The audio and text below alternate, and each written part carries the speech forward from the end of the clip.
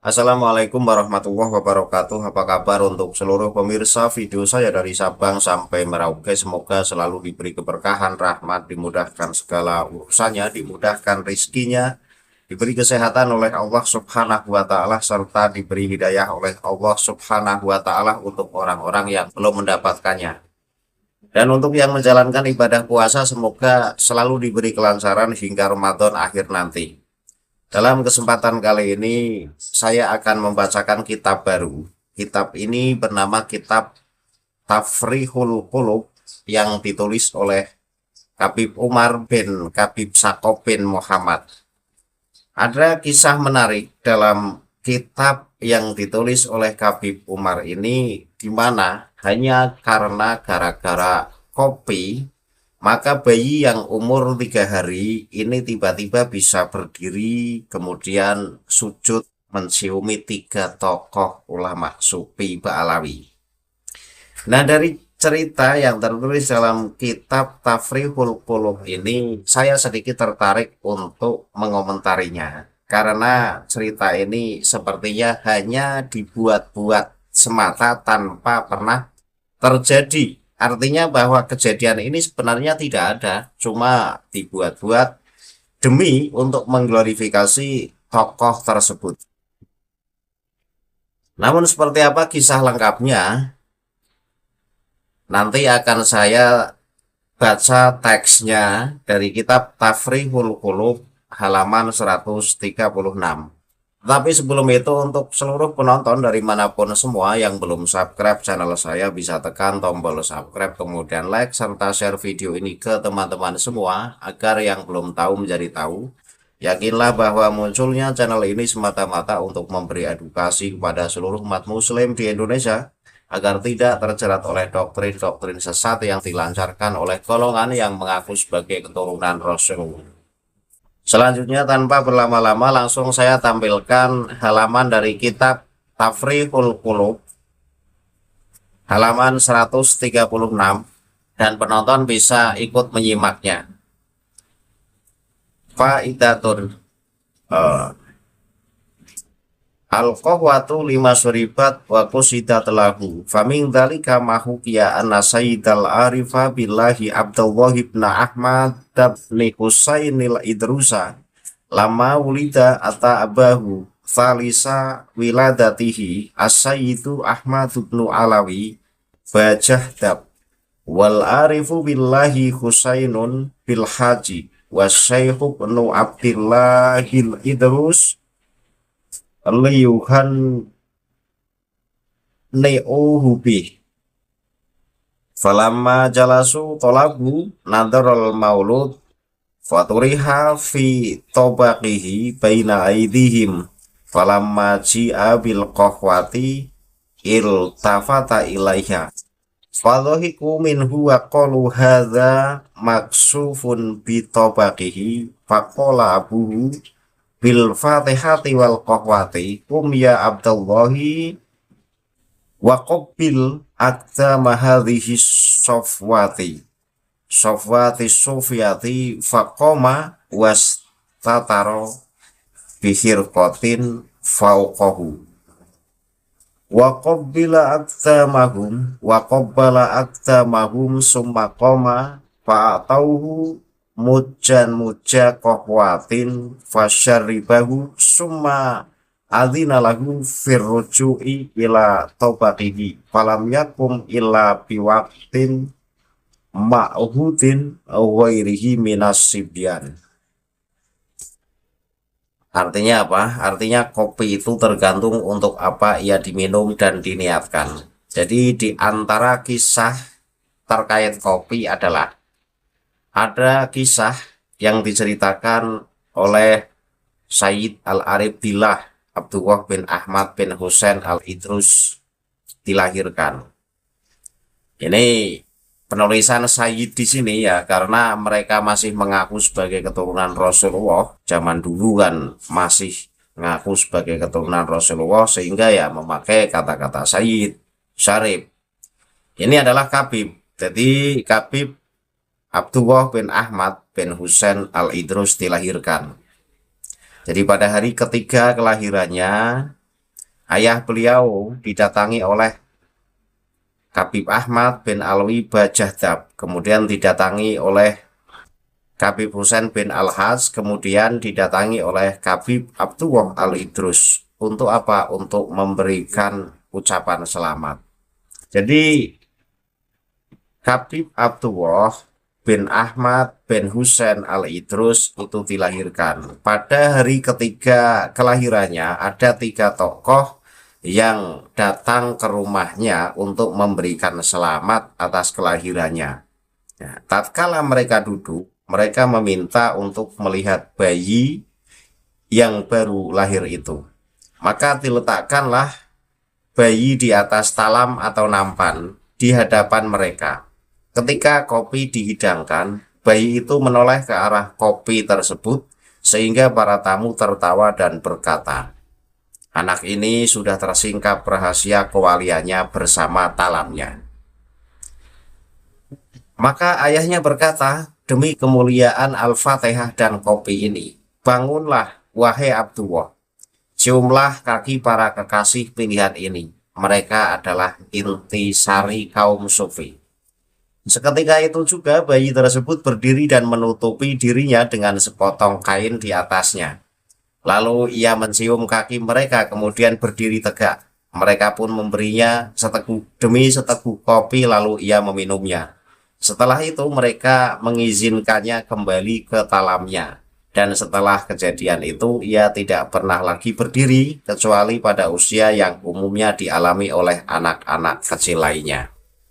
Ini adalah kisah menarik untuk kalangan Ba'alawi, dan ini dianggap sebagai kisah karomah yang luar biasa karena bayi Abdullah yang masih berumur 3 hari pada saat didatangi oleh 3 tokoh dari golongan mereka, yaitu didatangi oleh Habib Ahmad bin Alwi Bajahdab, kemudian didatangi Habib Husain bin Al-Hajj, dan didatangi Syekh bin Abdullah Al-Idrus untuk memberikan selamat atas kelahiran bayi Abdullah.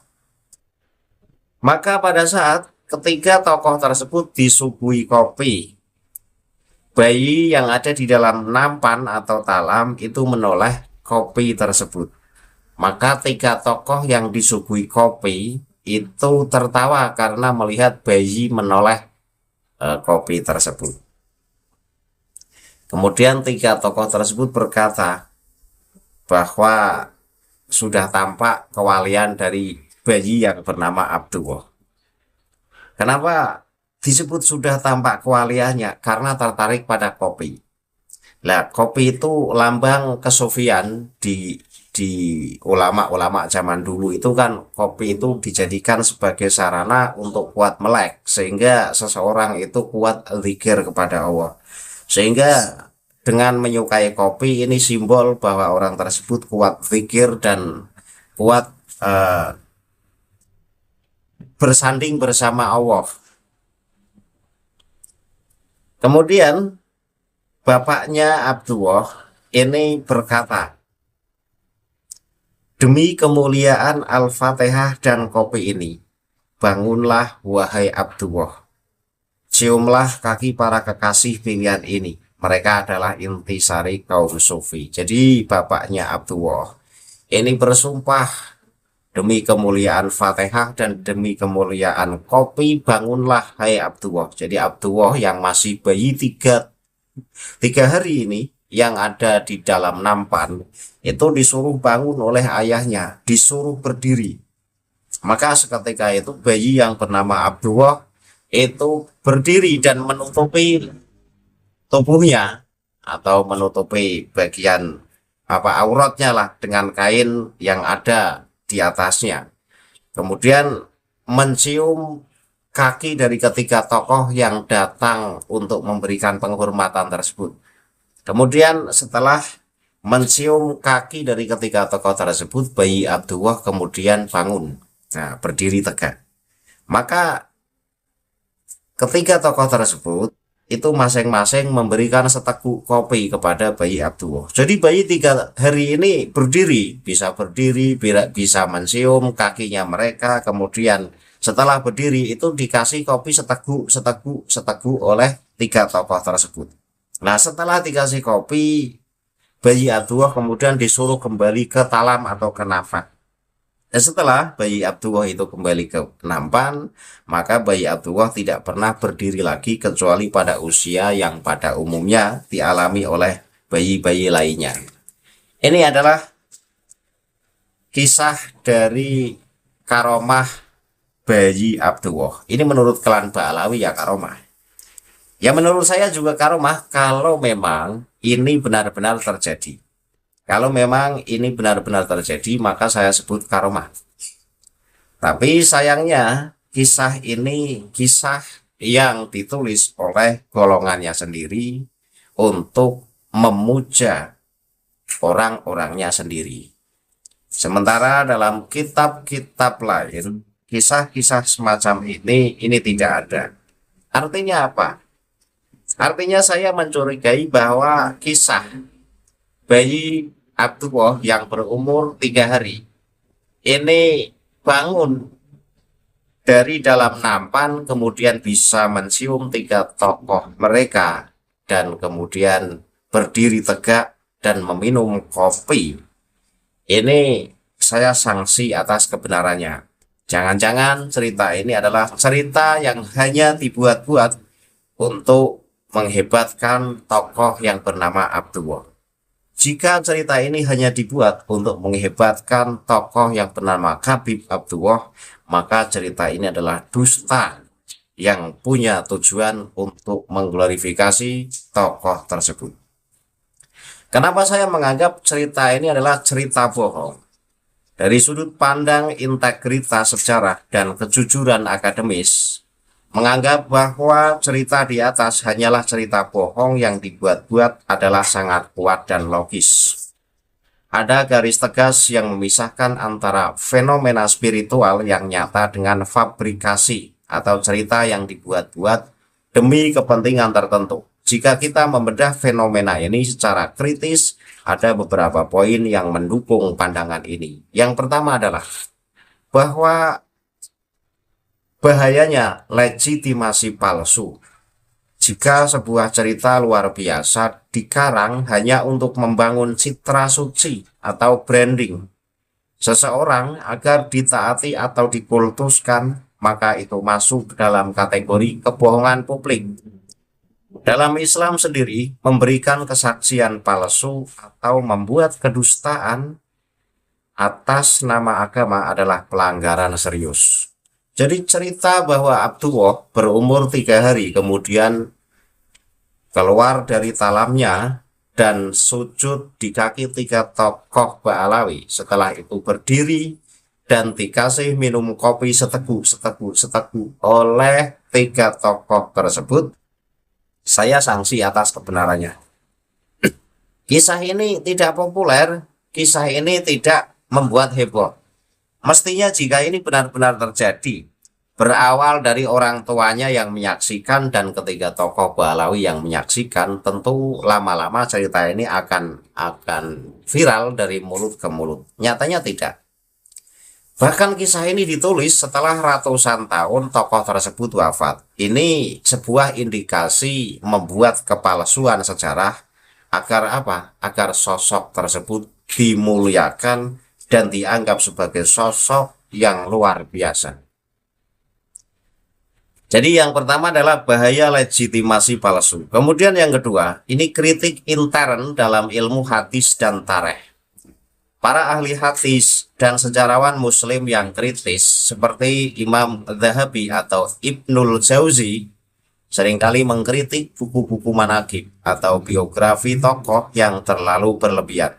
Mereka berpendapat bahwa kewalian seseorang seharusnya dibuktikan dengan kesalehan dan ilmunya, bukan dengan cerita-cerita ajaib yang tidak masuk akal. Saya sepakat bahwa kewalian seseorang itu nggak perlu dibuktikan dengan cerita-cerita ajaib yang tidak masuk akal. Cukup tunjukkan kesalehan, tunjukkan keilmuannya. Ini lebih meyakinkan ketimbang cerita-cerita ajaib yang mustahil. Banyak cerita karomah yang muncul berpuluh-puluh atau beratus-ratus tahun setelah tokoh tersebut wafat, yang mengindikasikan adanya penambahan bumbu cerita oleh pengikutnya. Nah, ini menurut Ibnu Dhahabi dan Ibnul Jauzi, bahwa banyak kitab-kitab manaqib dalam menghebatkan tokoh-tokoh mereka itu dibuat setelah ratusan tahun tokohnya wafat. Ini mengindikasikan bahwa cerita yang ada dalam kitab manaqib itu ceritanya ditambah-tambah. Terkadang dikarang-karang. Hal yang tidak terjadi dibuat seakan-akan terjadi demi membuat kagum si pembaca kitab manaqib tersebut. Kemudian alasan yang ketiga yaitu fungsi sosiologis vs kebenaran faktual. Banyak peneliti melihat teks seperti dalam teks yang tadi saya baca bukan sebagai catatan sejarah, melainkan sebagai literatur hagiografi. Tujuannya menginspirasi kekaguman. Tapi ketika untuk tujuan menginspirasi kekaguman, padahal itu cerita palsu, ini namanya membuat kepalsuan. Nah, resikonya adalah seperti yang saya katakan, jika itu tidak pernah terjadi, maka itu adalah kebohongan yang dibungkus dengan bahasa agama.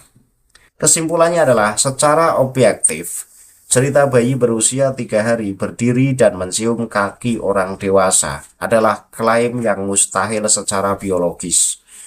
Jika klaim ini tidak didukung bukti, saksi yang valid, dan hanya berfungsi untuk mengangkat derajat seseorang secara paksa, maka penyebutan sebagai kebohongan adalah penilaian yang sangat masuk akal dan jujur. Menghormati seorang tokoh karena karya dan akhlaknya jauh lebih aman daripada menghormati berdasarkan cerita yang sulit dibuktikan kebenarannya.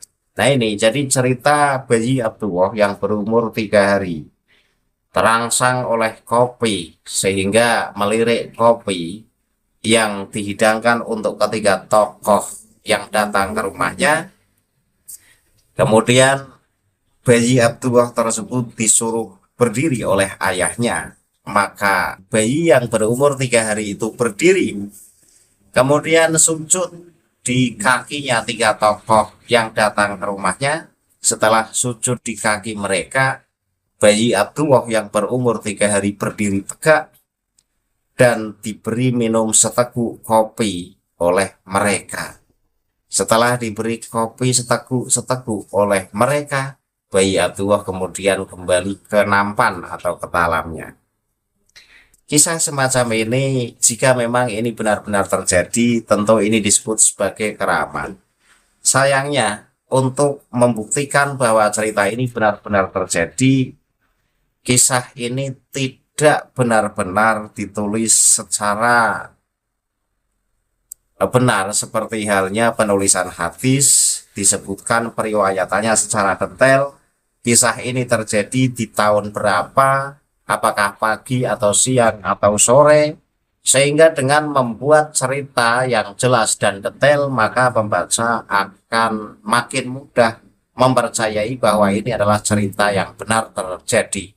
Tetapi ketika cerita ini hanya dibuat asal-asalan, tidak mencantumkan kapan terjadinya, di tahun berapa, di bulan apa, maka untuk menganggap bahwa cerita bayi Abdullah 3 hari bisa berdiri tegak dan meminum kopi, ini adalah cerita yang hanya dibuat-buat untuk menghebatkan tokoh yang bernama Abdullah, tanpa mementingkan apakah cerita ini benar-benar terjadi atau tidak. Karena apa? Karena kitab-kitab manaqib Ba'aklawi ini ditulis ratusan tahun setelah tokohnya meninggal. Ini kan biasa ditambah-tambahi. Ada kisah-kisah yang tidak pernah terjadi tetapi ya dianggap sebagai keramat yang pernah terjadi. Dan banyak.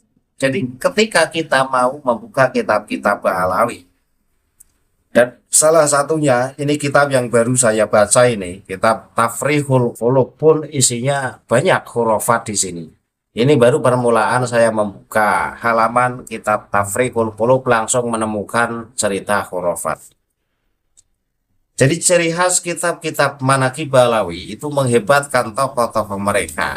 Bahkan tak jarang mereka mengklaim wali kutub wali. Jadi rata-rata tokoh mereka wali dan wali kutub. Lah, kalau bukan untuk glorifikasi, saya tidak percaya.